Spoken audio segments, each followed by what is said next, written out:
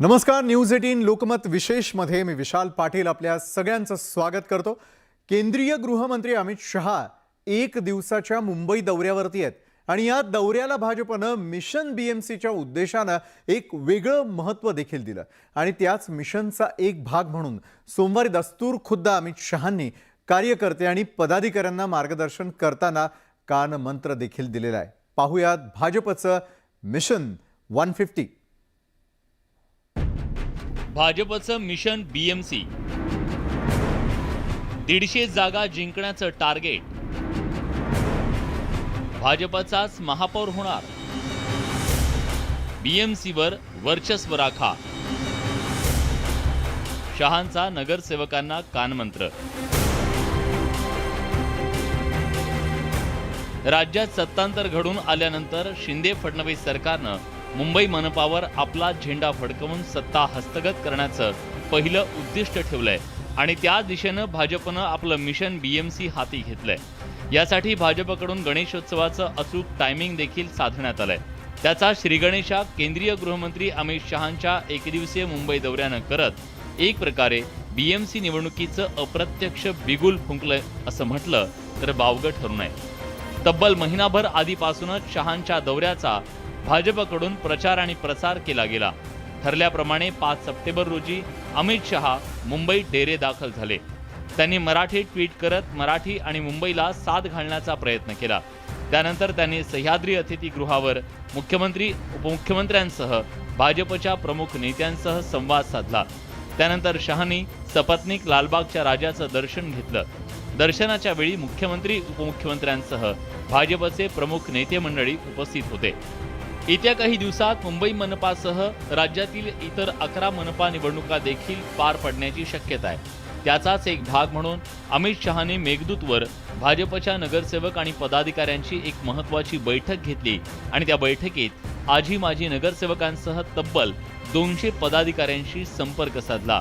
त्या बैठकीत मिशन बीएमसीसाठी शहांनी त्यांना कानमंत्र देखील दिला। येत्या 4-5 महिन्यात मुंबई मनपाचं बिगुल वाजण्याची शक्यता आहे। भाजप शिंदे गटासाठी बीएमसी निवडणूक अतिशय प्रतिष्ठेची आहे। ठाकरे सरकार उलथवल्यानंतर आता बीएमसी हे त्यांचं लक्ष आहे। बीएमसीचं वार्षिक बजेट 50,000 कोटीहून अधिक आहे। गेल्या 25 वर्षापासून बीएमसीवर शिवसेनेची सत्ता आहे। बीएमसीवरील सत्ता म्हणजे शिवसेनेची ताकद। 40 आमदार फुटीनंतर बीएमसी हातची गेल्यास शिवसेनेची कोंडी होण्याची शक्यता आहे। मुंबईसह गुजराती उत्तर भारतीय मतदार मिळवण्याचं भाजपचं उद्दिष्ट आहे। केंद्रीय सरकारच्या ज्या योजना आहेत ज्यांचा लोकांना कसा उपयोग आहे तो लोकांपर्यंत कशा पोहोचवल्या पाहिजे अशी ती समग्र चर्चा आहे। आणि राहिला प्रश्न महानगरपालिकेचा हे तर आम्ही आधीच सांगितलेलं आहे की येणारी महानगरपालिका ही भारतीय जनता पार्टीचीच असणार। लोकशाहीमध्ये जनता ही सगळ्यात महत्त्वाची असते। विकत घेऊन आणि दबाव तंत्र वापरून महाराष्ट्राची आमदार आणि अनेक लोकांना दबाव आणून तोडण्याचं काम ते केलं गेलेलं होतं हे आता सिद्ध झालेलं आहे आणि त्याचा उत्सव साजरा करायला आता अमित शहा इथं आलेले आहेत। त्यांनी उत्सव साजरा करावा, पण लोकशाहीमध्ये जनता ही मोठी असते आणि जनतेचा निर्णय हा सगळ्यात मोठा असतो हे तुम्हाला येणाऱ्या काळामध्ये पाहायला मिळणार आहे। त्याच्यामुळे केंद्रात आणि राज्यात ईडीचं भाजपप्रणीत सरकार असंविधानिक सरकार आणून त्याचा गौरव ते करायला आले असतील तर तो त्यांचा प्रश्न। याच मिशनचा एक भाग म्हणून अमित शहानी वर्षा निवासस्थानी भेट दिली। त्यावेळी शिंदे गटाचे काही खासदारही उपस्थित होते। भाजपनं बीएमसी 150 नगरसेवक निवडून आणून एकहाती सत्ता मिळवण्याचं लक्ष ठेवलं असलं तरी देखील त्यांना गेल्या 25 वर्षापासून बीएमसीवर वर्चस्व असलेल्या शिवसेनेचं कडवं आव्हान असणार आहे। यासाठी कंबर कसून भाजप कामाला लागली आहे आणि महत्त्वाचं म्हणजे मुंबईत शिंदे गटाची त्यांना साथ असल्यानं मिशन बीएमसी हे आवाक्यात वाटू लागलंय। मात्र मतदार राजा नेमकं कुणाच्या पारड्यात आपलं अनमोल मत टाकेल हे तर येणारा काळच ठरवेल। Bureau report, news 18 Lokmat.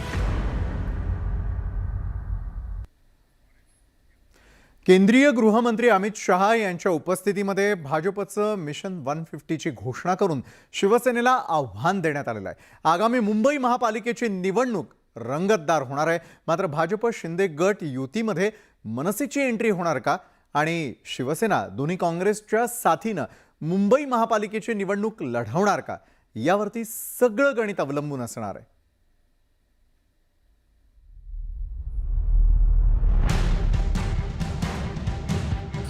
BMC निवडणुकीत कुणाची सरशी? शिवसेना बीएमसीतली सत्ता राखणार?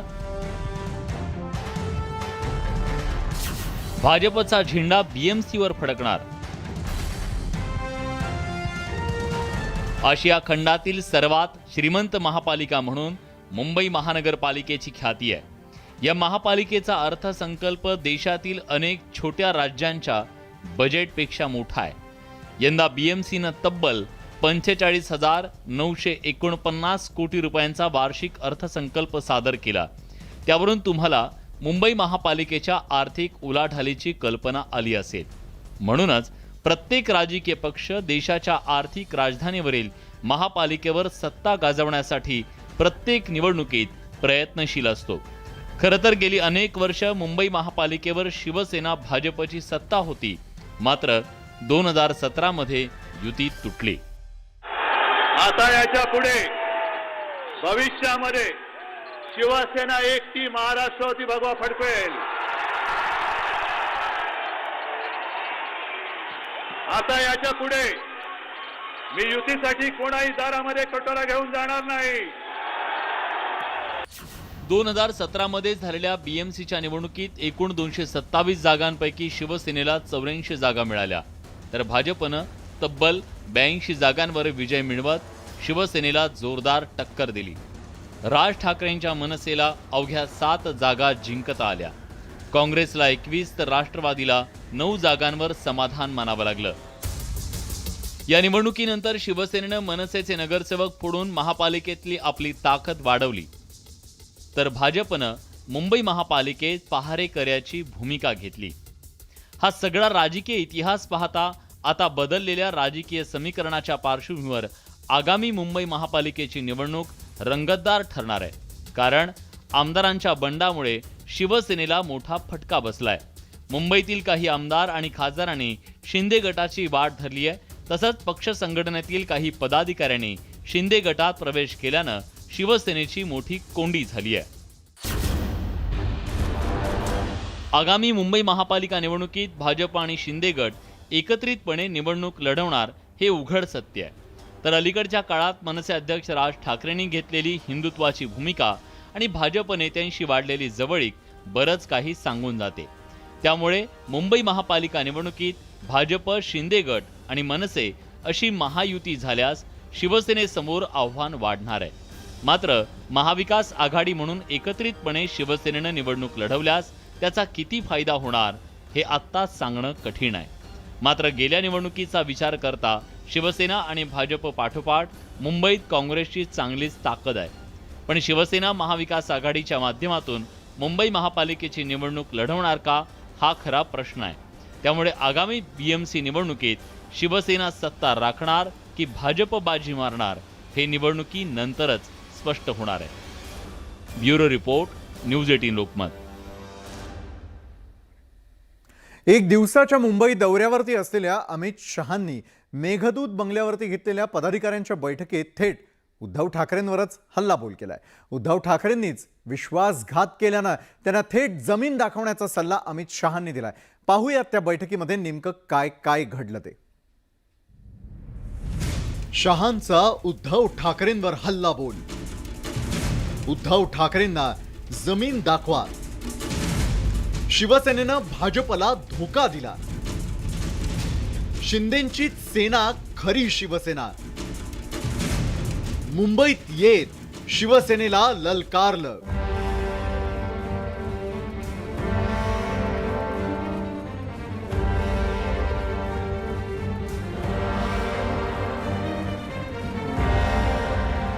मुंबईच्या दौऱ्यावरती असणाऱ्या शहा यांनी कार्यकर्त्यांसमोर भाषण देताना शिवसेना पक्षप्रमुख उद्धव ठाकरे यांचा थेट उल्लेख करत त्यांनी भाजपला धोका दिल्याचा मोठा आरोप केलाय.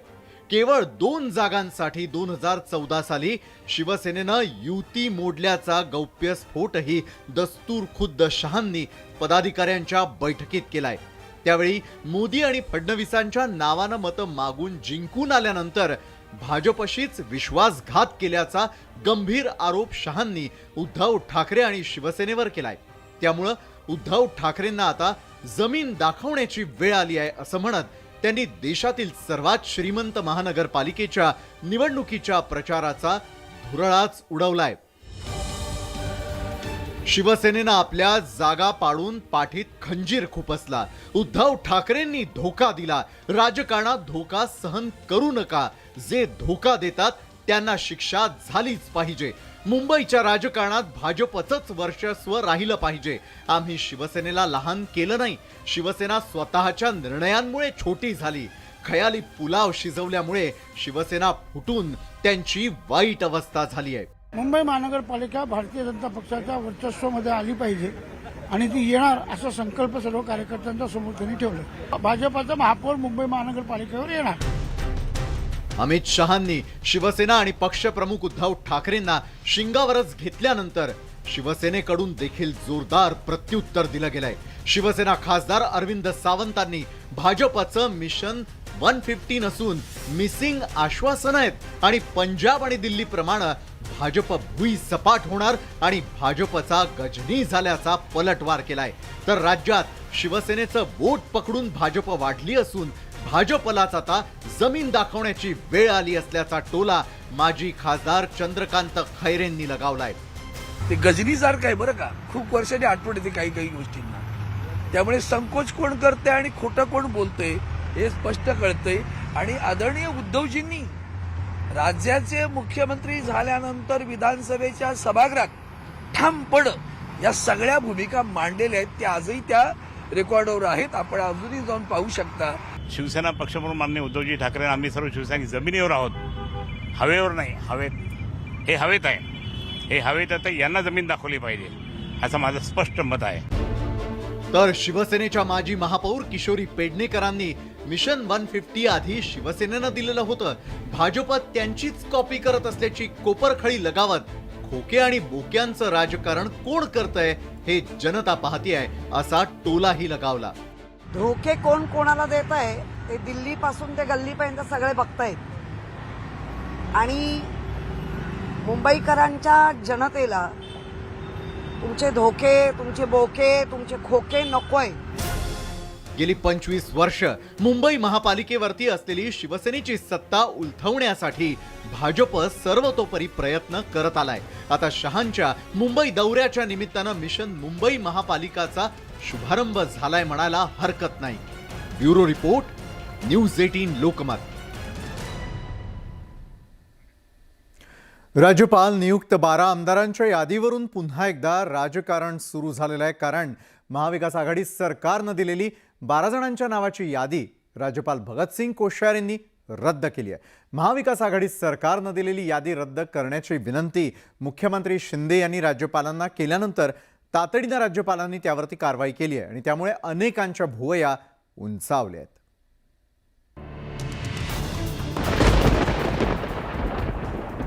राज्यपालांकडून महाविकास आघाडी सरकारची यादी रद्द. अवघ्या 24 तासात राज्यपाल कोश्यारींचा निर्णय. शिंदे सरकार देणार 12 आमदारांची नवी यादी. गेली 2 वर्ष चर्चेत असलेली राज्यपाल नियुक्त आमदारांची यादी अखेर रद्द करण्यात आली आहे. मुख्यमंत्री एकनाथ शिंदेंनी ती यादी रद्द करण्याविषयी राज्यपाल भगतसिंग कोश्यारींना शनिवारी एक पत्र दिलं होतं. त्यानंतर अवघ्या 24 तासात राज्यपालांनी त्यावर निर्णय घेतलाय. राज्यपालांच्या या निर्णयावर महाविकास आघाडीच्या नेत्यांनी टीका केली आहे. महाराष्ट्रामध्ये जेवढे काही राज्यपाल आतापर्यंत आले, या राज्यपालाचं आणि आताचे राज्यपाल यांची कारकीर्द आपण पाहिली की RSSचा आणि BJPचा अजेंडा राबवण्यासाठी ते इथं आलेले आहे. ते महाराष्ट्रासाठी संविधानिक व्यवस्थेसाठी काम करायला आले नाहीत. हे अनेकदा त्यांनी सिद्ध केलेलं आहे. त्या सरकारला मागच्या सरकारने घेतलेले निर्णय, केलेल्या शिफारसा किंवा महामंडळं रद्द करण्याचा अधिकार आहे का, हा प्रश्न साधारणपणे महाराष्ट्राच्या जनतेच्या मनामध्ये आहे.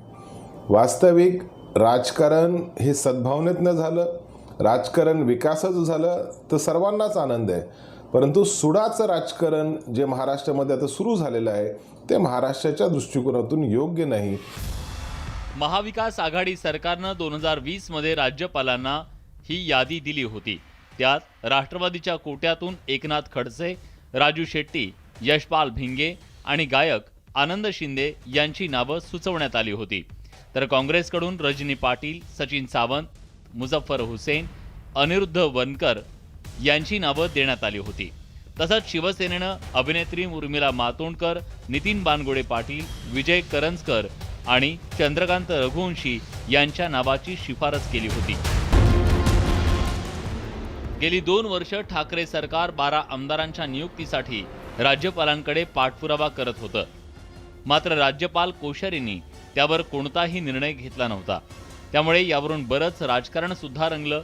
एवढंच नाही तर राज्यपालांनी लवकरात लवकर निर्णय घ्यावा अशी मागणी करणारी याचिका उच्च न्यायालयात दाखल करण्यात आली होती.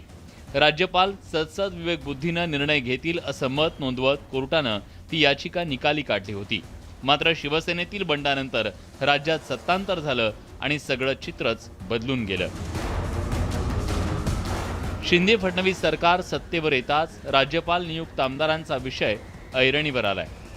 सर्वात महत्त्वाचं म्हणजे राज्यपाल भगतसिंग कोश्यारींनी तातडीनं त्याची दखल घेत कारवाईला सुरुवात केली.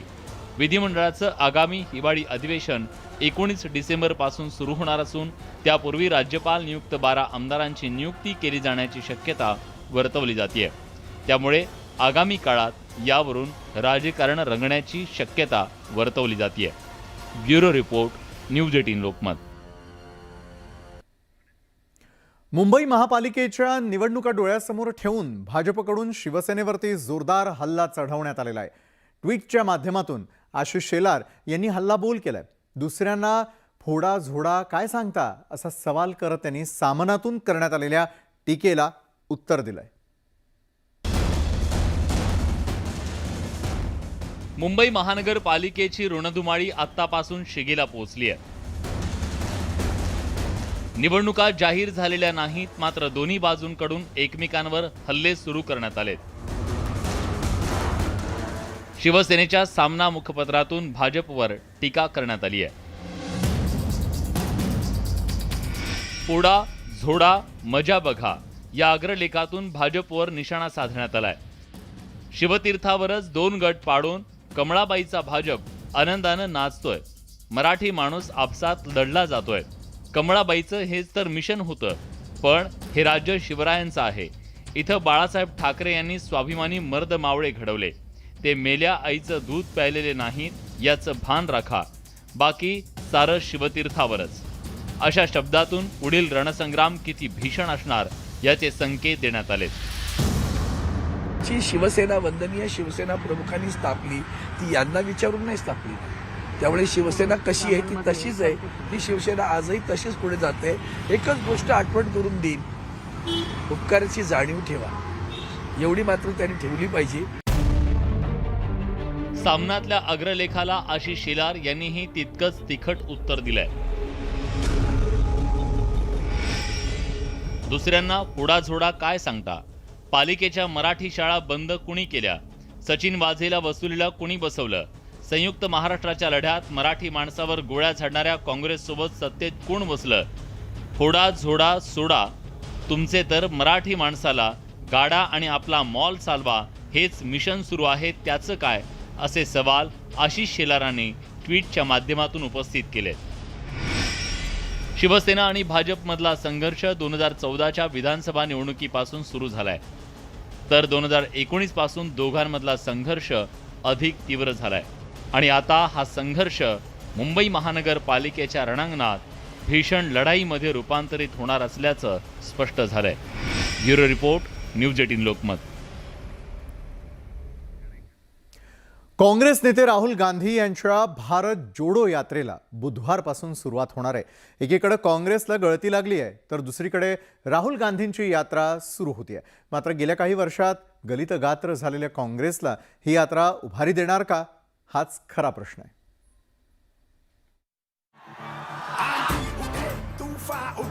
मुश्किल भले मौसम मिले, बढ़ते कदम न रुक पाएंगे, कोई रोक सके तो रोक ले. काँग्रेस नेते राहुल गांधी यांच्या भारत जोडो यात्रेला मंगळवार म्हणजेच 7 सप्टेंबर पासून सुरुवात होतीये. हम दिल की सुनकर निकले हैं. राहुल गांधी या यात्रेदरम्यान कन्याकुमारी पासून ते काश्मीर पर्यंत प्रवास करणार आहेत. गेल्या काही वर्षात समाजामध्ये द्वेष भावना वाढत असल्याचं पाहायला मिळतंय. या पार्श्वभूमीवर सामाजिक सौहार्द निर्माण करण्याच्या उद्देशानं काँग्रेसनं या भारत जोडो यात्रेचं आयोजन केलेलं आहे. भारत जोड़ो यात्रा ये किसी तरह की मन की बात नहीं है. भारत जोड़ो यात्रा जनता की चिंता है.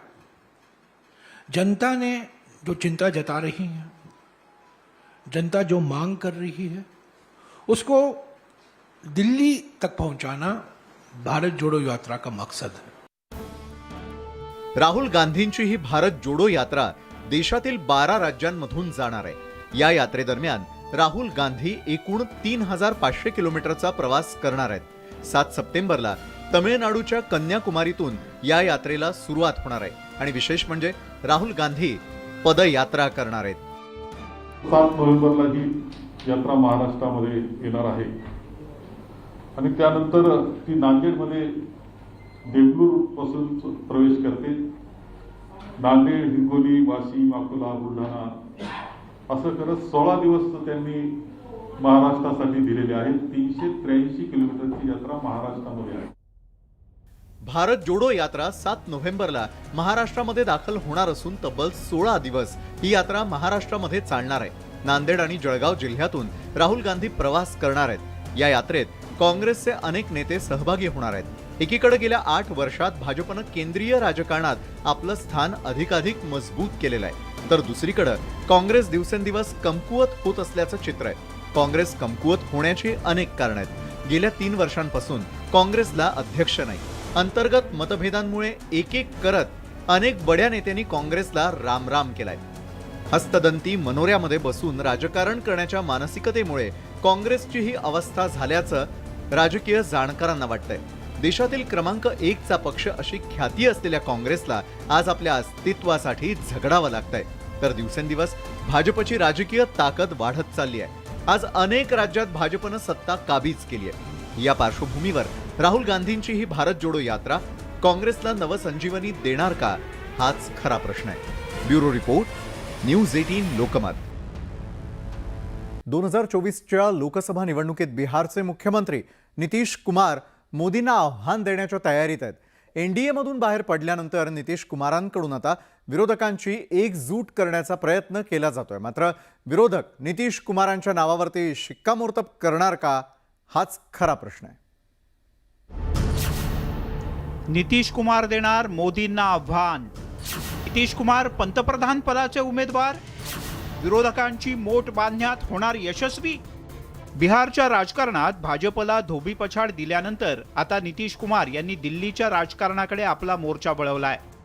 नुकतेच नितीश कुमार यांनी भाजपची साथ सोडून लालू प्रसाद यादव यांच्या राष्ट्रीय जनता दलाच्या मदतीनं बिहारमध्ये नवं सत्ता समीकरण तयार केलं.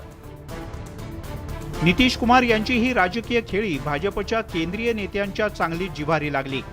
बिहारच्या मातीत एकीकडे नितीश कुमार यांनी भाजपला आसमान दाखवलं, तर दुसरीकडे 2024च्या लोकसभा निवडणुकीत एनडीएच्या समोर आव्हान उभं करण्याचा चंगही त्यांनी बांधलाय. केंद्रीय राजकारणात सक्रिय होण्याच्या दृष्टीनं नितीश कुमार यांनी आता पावलं टाकायला सुरुवात केली आहे. अच्छा है कि अधिक से अधिक विपक्ष अगर एकजुट हो जाएगा तो बहुत अच्छा होगा. इसके लिए जो हम लोगों का सहयोग होगा हम लोग करेंगे. बीजेपी का नाम हम लोगों का कोई दावा है, ऐसा कुछ नहीं कि हम लोगों का हमारा कोई दावा है. हमारी इच्छा यही है कि सब एकजुट. क्या बीजेपी के लिए अपना जो बातचीत करना होगा बातचीत करते हैं. लेकिन एकजुट होकर आपका नाम प्रस्ताव में अगर आगे आया तो आप रिस्पॉन्सिबिलिटी लेंगे आप? हम उसके बारे में सोचते भी. नितीश कुमार सोमवारपासून 3 दिवसांच्या दिल्लीच्या दौऱ्यावर आहेत. या दौऱ्यात ते भाजप विरोधी पक्षातील नेत्यांच्या भेटीगाठी घेणार आहेत. त्यामुळे नितीश कुमार यांच्या दिल्ली दौऱ्याला विशेष महत्त्व प्राप्त झालंय.